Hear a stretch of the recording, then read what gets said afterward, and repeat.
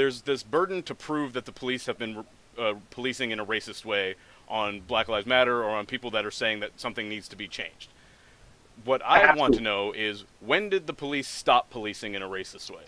When did that happen? That's Because that's until you can tell me that happened, then I don't think I need to go back over it and figure out when they started again. Yep.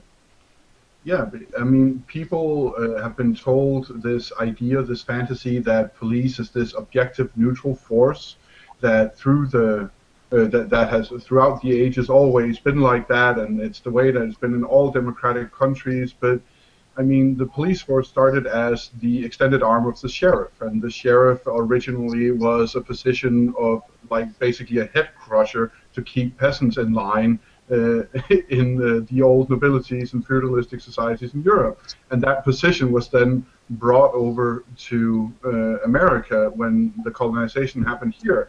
So when the police forces were established here, it was as an extended arm of the law, of the privileged, not as an extended arm of the citizenry. And then at some point in what, the 1940s or 50s, someone decided to put to protect and serve on the side of a police car, and they did the show. They made some cop shows, and all of a sudden, police were the ideology of neutrality and objectivity. So this fantasy that was sold to us through film in the 50s and 60s somehow stuck with us in an idea about police being these neutral, objective, nice guys. But police historically have never been that. And so I would completely agree with the way that you turn the question upside down. When did they exactly stop being racist? Yeah, and so that to me, and one of the responses I got was, oh, when the Civil Rights Act passed, and and that's when things stopped being like the person I was arguing with said that all racism had ended in the '60s. It was the position that they had took.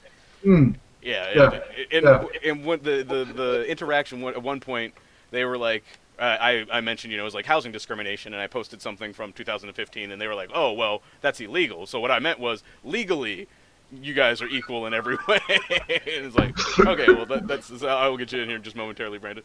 And then legally, and so then my suggestion was, well, even by that metric, the year you gave me, 1964, the Fair Housing Act didn't pass until '68. So even by your own metrics, and this is somebody who admonished me for my not knowing history, as not knowing why racism ended in the '60s.